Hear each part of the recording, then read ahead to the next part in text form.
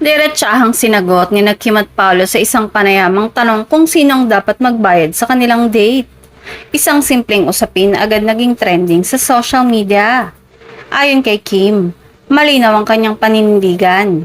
Kung sino ang nagyaya, siya ang dapat sumagot sa gastusin.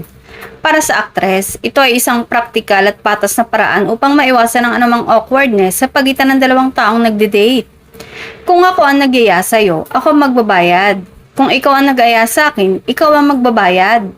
Diretsahan niyang pahayag. Marami ang nakarelate sa kanyang sagot, lalo na mga netizens na naniniwala sa give and take na setup sa modernong pakikipagrelasyon.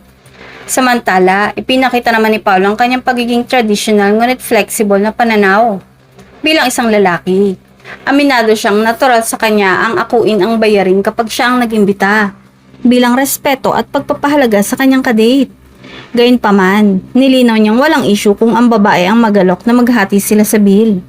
Hindi naman natatapakan yung ego ko o pride ko o anything. Ani Paolo na ikinatuwa ng marami dahil sa kanyang pagiging open-minded at hindi machismo ang dating. Dahil dito, marami ang humanga sa balanced perspective ng dalawa.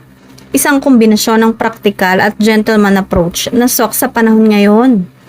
Ipinapakita lamang nito sa isang relasyon, kahit simpleng date, mahalaga pa rin ang respeto at malinaw na communication.